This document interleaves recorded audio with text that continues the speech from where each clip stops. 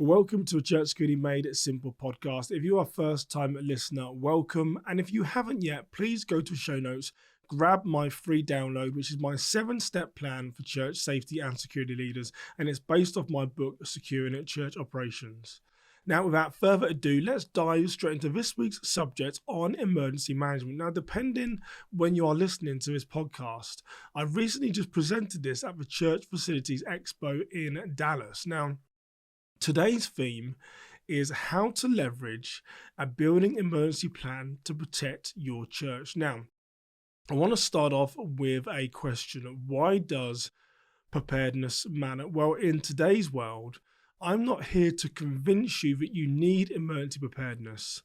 I'm here to tell you that you need to be prepared. Now, if we look back to 2020, when we had the lockdowns across the world, I don't believe anyone was prepared for the global pandemic in 2020. And then in 2017, I've got to know the former pastor of First Baptist Church in Sutherland Springs, Texas, Frank Pomeroy. They had an active shooter where an active shooter entered a Sunday service and tragically took 26 lives, including the pastor's daughter. They were not prepared for the incident, and they were not prepared for the post-incident as well. Frank tells numerous stories of journalists trying to get inside his home, so they weren't prepared for that human disaster. And then finally, during the 2020 George Floyd race riots, a 249-year-old church was burned to the ground in California as a result of the race riots. Who would have thought that race riots in Minnesota would have affected the West Coast, where a 249-year-old church was burnt to the ground? Where did that church go to worship? How did they recover post that incident?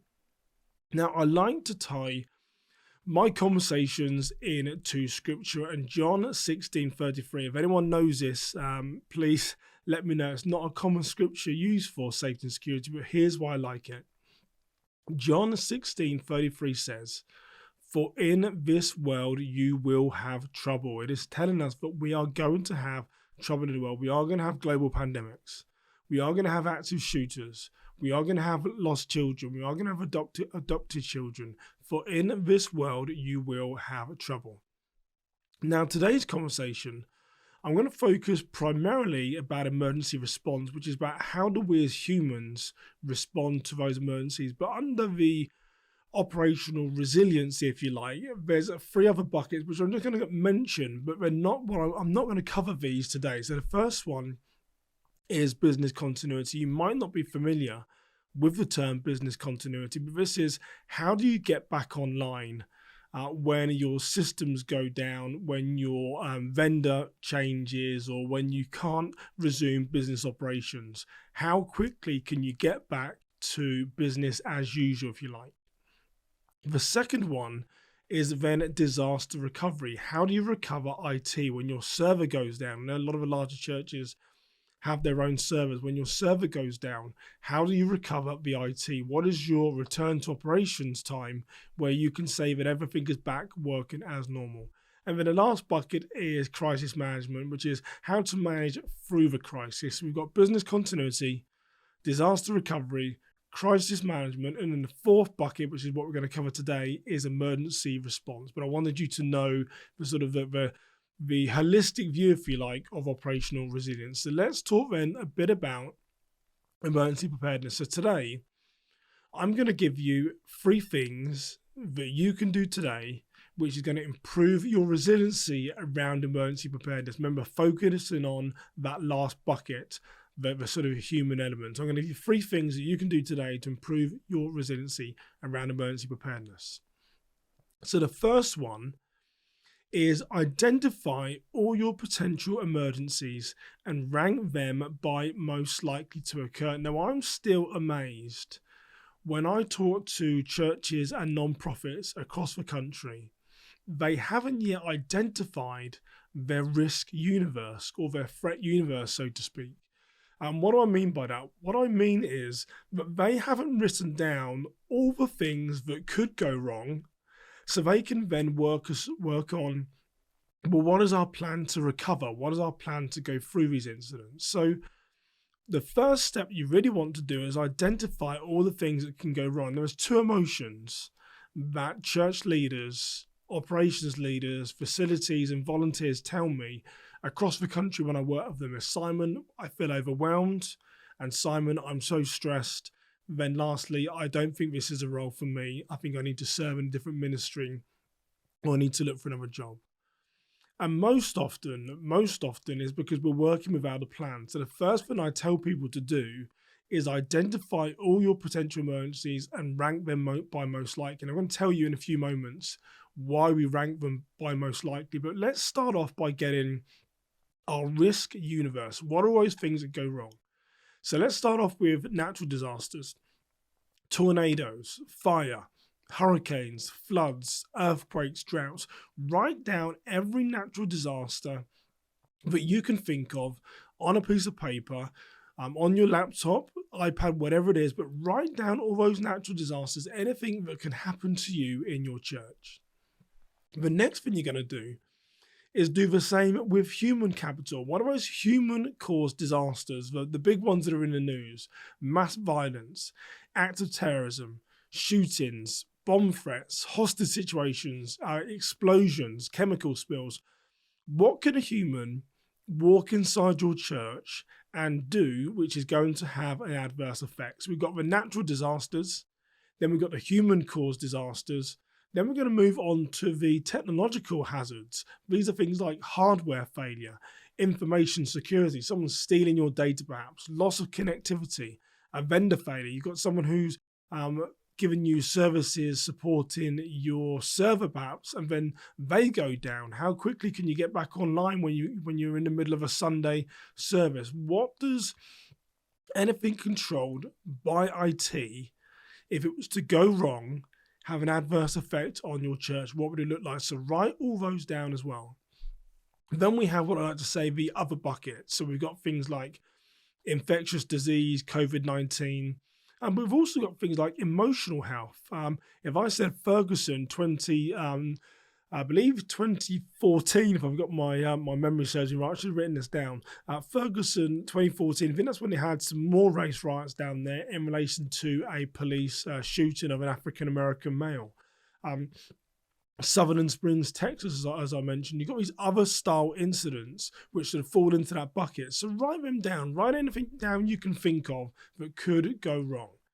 So what we've done now is we've identified our risk universe, our threat universe, and I'm hoping if you go back and do this, you should have 30 to 40 things written down on a piece of paper. Now, when I work with for-profit organizations, most often I'm talking to an emergency manager, someone who works in business continuity, someone who's employed to oversee safety and security. They have money, they have resources, they have time. The reason why I say to rank these in order is most often in a house of worship, I'm talking to someone who is a volunteer or someone who is outside of the security world, and remember those emotions, they feel stressed, they feel overwhelmed, and they're struggling to know where to start. So for us in a house of worship, I say to rank them in order so we can focus on those most probable, what is most likely to occur. In Minnesota where I am, it's hurricanes, tornadoes, that type of thing. Most likely to occur, and then we can focus on what are those ones that have the biggest impact. We can then put those towards the top of our list and we can focus them first. One of the reasons, I said this to an operations director this year, security is a no-end state. I went to a C-suite level meeting, senior executives, and the executive said, Simon, if we do all these things, are we safe? And I said, no, security is a no-end state. You're just safer. So in a house of worship, here's what I'll tell you to do.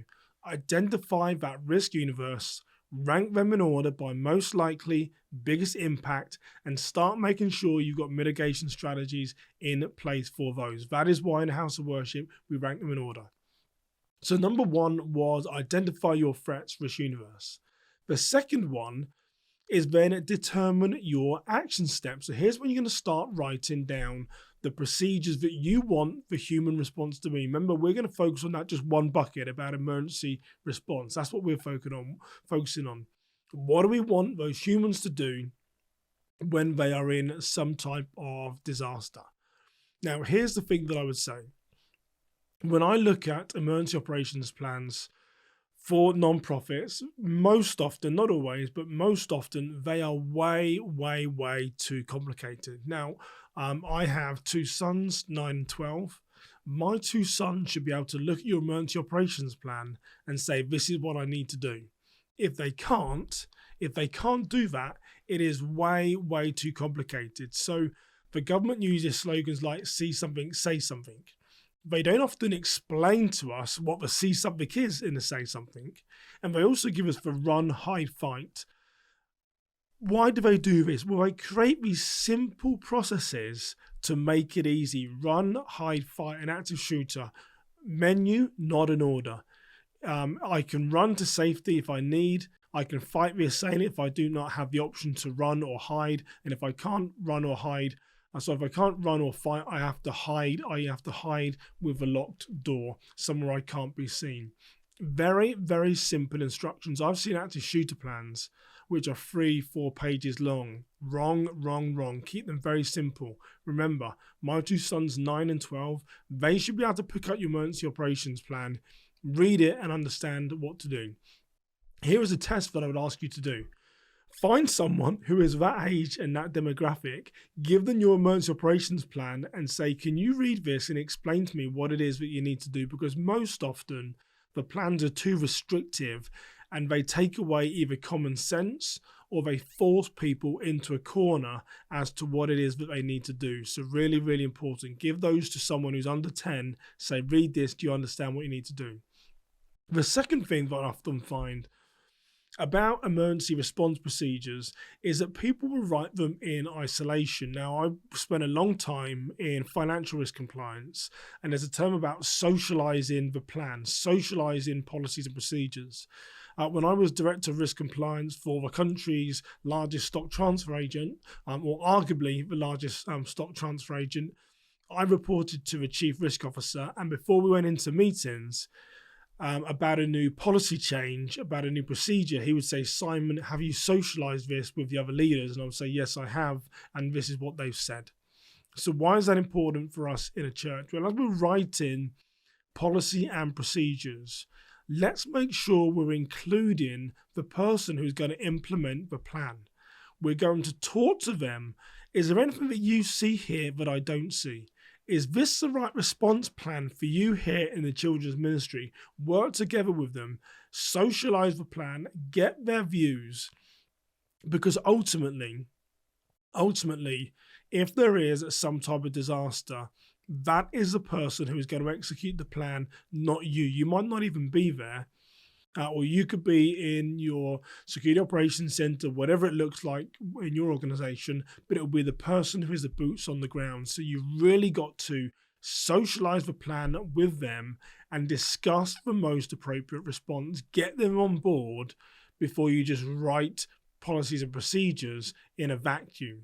One of the biggest reasons I found in working with nonprofits, the reason why people don't follow the policies when I go into organizations and they say, hey, we've got a security culture issue here, no one's following.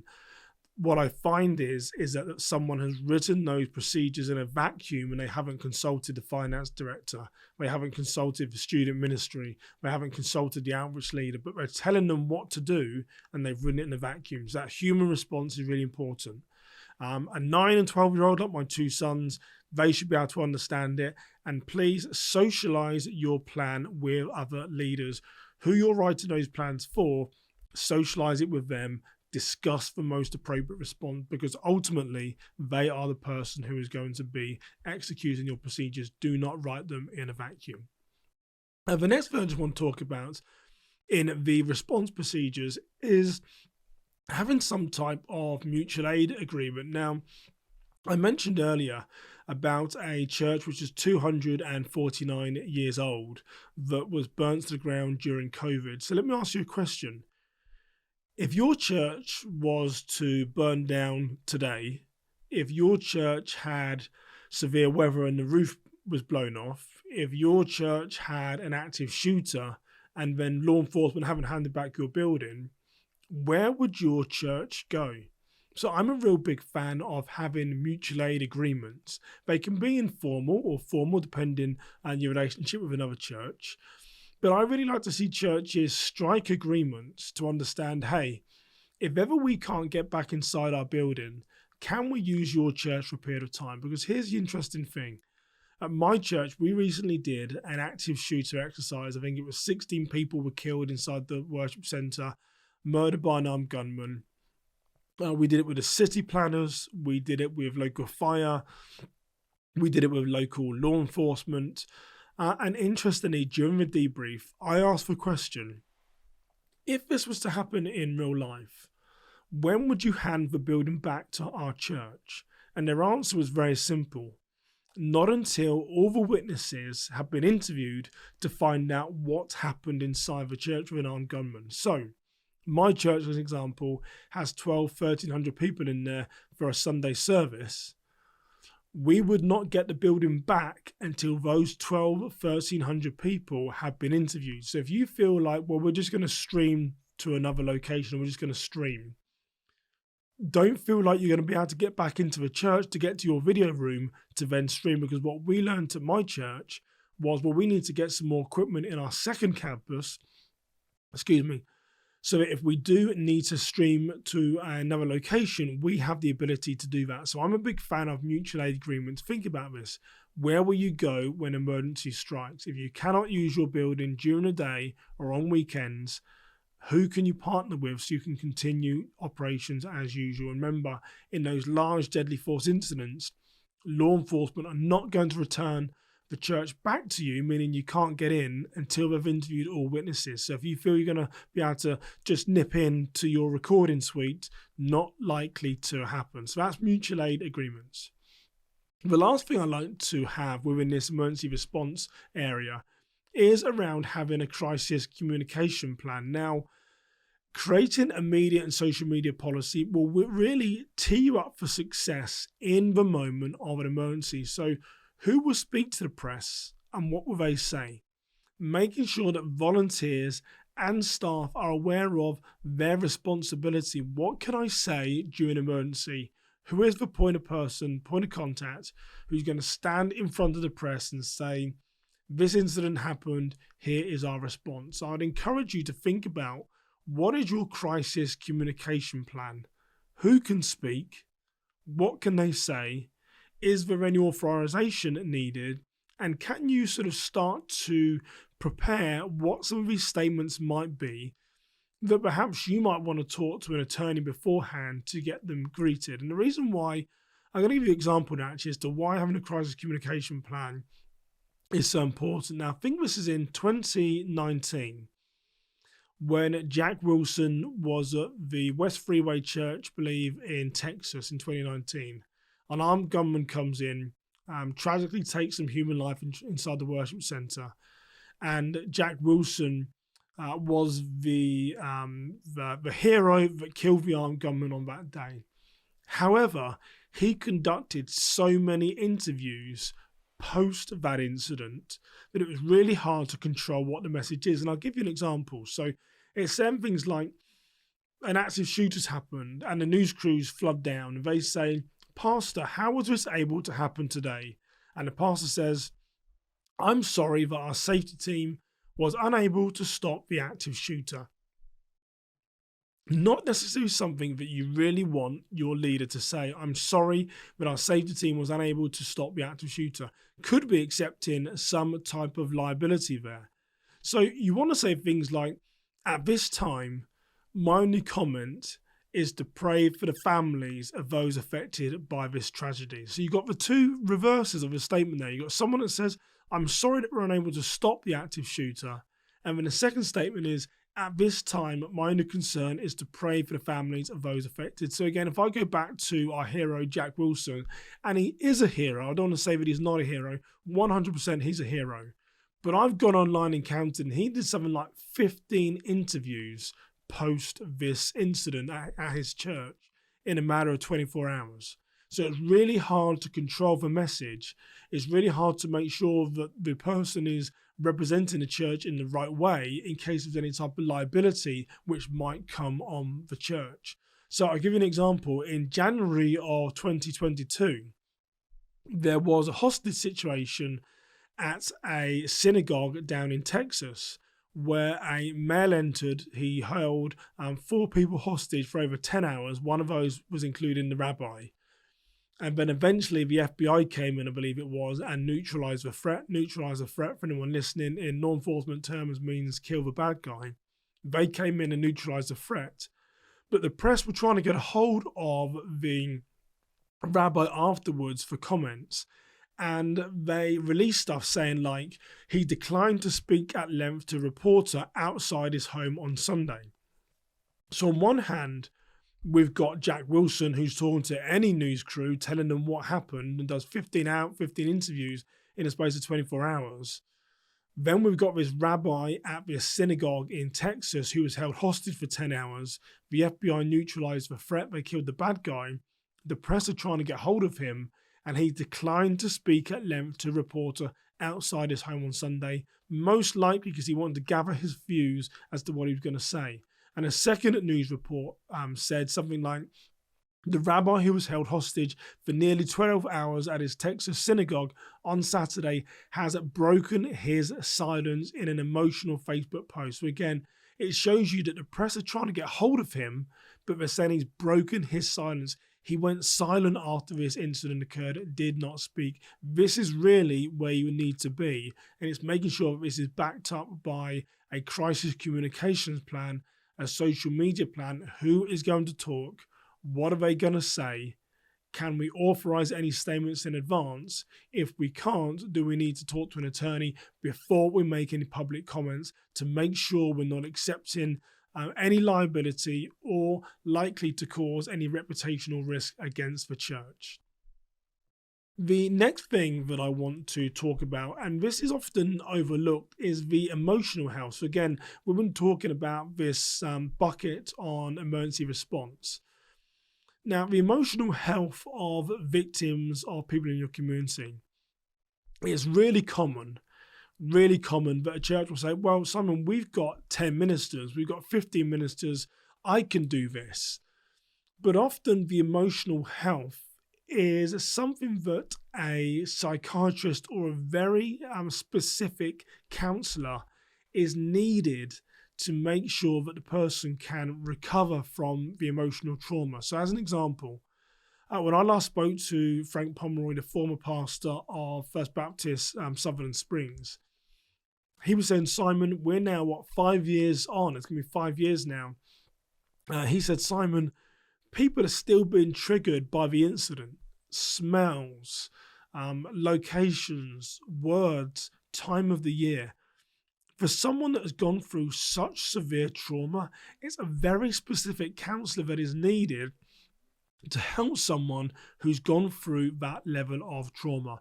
As an example, here in Minnesota, where I reside, believe it or not, a young kid, I think he was 19, 20, asked to see a gun within Shields, which is a sort of a Cabela's. It's a big sort of sporting guns, all that type of stuff in there. Asked to see a gun, took a magazine from his pocket, loaded the firearm, and committed suicide in front of a 19 or 20-year-old teller who was on the gun desk. Now, can you imagine that? Someone asks for a gun, they load it, and they commit suicide in front of you, and you're 19, 20 years old. Severe, severe trauma. So really think about some of these incidents. Who is the person who is going to minister them? It may be your pastor, but a lot of these severe trauma need very, very specific counsellors to really think about who that is and what that looks like.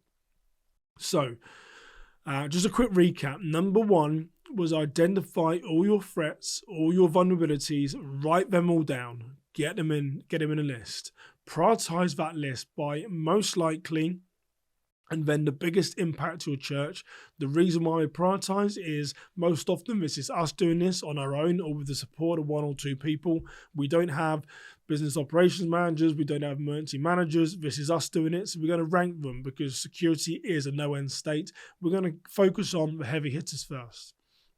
The second one then is we're going to really focus on what is the human response for each of these, looking at how we're going to respond. Remember, my 9-year-old, 12-year-old, something simple. People should be able to pick up your procedures and know instantly what to do. And we're going to socialize those plans to make sure that people understand them. We've got the buy-in. The buy-in is really important. Don't just write procedures and then say to someone, here's your plan.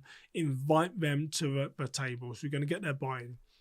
The third thing that we're then going to do is conduct tabletops and drill exercises to test your plan. Now, and here's what I'm going to say is a little bit different, is test how leaders exercise the plan, not the plan itself. Let me say that again. Test how leaders exercise the plan, not the plan itself. And you might be thinking, yes, Simon, there is some C-suite level, there are some senior executives, there's some managers. I wouldn't want to be involved in making difficult decisions or crucial decisions or those in emergency because they either fly off the handle, they get stressed, they make all these wrong decisions. So by testing how the leaders exercise a plan, most often there isn't always a right way or a wrong way. There's just different ways to work through a crisis. There really is. That's what my experience has really found. And so by assigning a person to assess the performance of those that are making the decisions, you'll be able to know where you can assign roles, who should be in the room, having those delicate, difficult conversations with other leaders to say, you know what, I really don't know if Simon is the best person to be in this security operations center during these times of crisis because I've noticed that he gets wound up, he gets stressed, he makes everything 10 times worse and it's difficult to make a decision. So test how leaders exercise the plan. That is where they will get the most growth. That is where they will get the most learning, is working out, well, how do we exercise the plan that we've got? Because most often there are different ways to draw an incident to conclusion. And like I said, there's not always a right way or wrong way. Sometimes there's really, really wrong ways, but most often there's just different ways to solve a problem. So test how leaders exercise the plan, not the plan itself. Make sure you've got the right people in the room. Something that we did at my church, I mentioned a few moments ago, we did a large-scale exercise. I think there were 16 people that were killed by an active shooter in our worship centre. And that started from us really approaching the city emergency managers, local fire, police and EMS teams and said, hey, we have a 160,000 square foot large building. We want to test our procedures. Would you be interested in partnering with us, in collaborating with us and doing a large scale exercise? And you know what they said? Straight away, yes, we would love to, because the thing with these local organizations is they don't necessarily get enough practice as what you'd imagine. They need volunteers. They need organizations to come forward and say, we have a large building. Can we work with you? And I tell you what, during that incident, the first police officer through the door was a young female who was most probably 24, 25. And can you imagine it being her walking into a 160,000 square foot building that she'd not been in before, and someone shouting, the armed gunman, he's downstairs, he went that way, and her having to engage the person. The time to have been in that building and know the layout was before that armed gunman is downstairs and someone's pointing you in their direction. I mean, I can only imagine the pressure she must have been under in an exercise, never mind what that looks like in real life. So when you're thinking about drills and exercises, don't be afraid to contact your local fire, police and EMS team and emergency planners, because they really have a vested interest in not only keeping you safe, keeping your congregation safe, but also testing their own teams. The law enforcement, fire and police, they got so much learning themselves by coming into my church and running this exercise. And lastly, when you do drills and exercises and you find these gaps, if you like, vulnerabilities, for our team it was we weren't good enough on scene control. We weren't good enough on closing the doors. We weren't good enough on letting people or not letting people gain access to our worship centre. So scene control was something that we identified that we needed to work on. And when you do that, please, please, please make sure that you follow through. So the procedures are laid out in real life, but when you practice them, you will find out, well, how does it actually work? So it's in the follow through of the drills for things that don't work. Make sure you're making those changes. So that's a bit of a whistle-stop tour for emergency preparedness, but just to recap the journey that we've been on. Number one was identify all your potential emergencies and rank them by most likely. Write down your entire risk universe. Know what you've got. Know what could occur inside your organization. And then the reason why we rank them by most likely is what is most probable, what is most likely to occur, and what could have the biggest impact. You don't have an emergency manager, I'm sure. You don't have a business continuity manager. More than likely, it's you doing this on your own. So you've got to focus on those heavy hitters first. That's why I say rank them in order. Security is a no-end state. You will never be complete with emergency preparedness. So just focus on those which are most likely and the biggest impact to your church. The second one was determine your action sets. Remember, I mentioned my two sons, 9 and 12. Yes, they should be able to pick up your emergency operations plan and understand it and know what to do. Do not overcomplicate it. That's one of the biggest things that I see from churches across the internet. They either copy and pasted something from online, which is way too complex, or what they've written is in that vacuum and they haven't gone to the people on the ground that are going to execute the plan. Keep the steps simple. Make sure you are socializing with the department and saying, hey, this is the plan we've written for you. Does this seem to work? Is this right? Get their buy-in, get them on board. And then the third one was conduct tabletop exercises and drills. It's in the testing of your plan. In the testing of your plan, but you will find the vulnerabilities and work out what doesn't work. Please, please, please go back, fill in those blanks, and then create that cycle again. So a very brief introduction to emergency preparedness. I think I've mostly spoken for longer than what I thought I was going to go, but really important subject. I hope you've got something from it, and I hope that this has helped you in some way. And just a quick reminder, if you haven't already, please go to the show notes, grab my free 7-step guide, which is my guide based off my book, Securing Church Operations, which will teach you everything that you need to know to follow a program to be successful. So for now, you have a blessed day, and I shall see you in the next episode. Thanks for listening, everybody.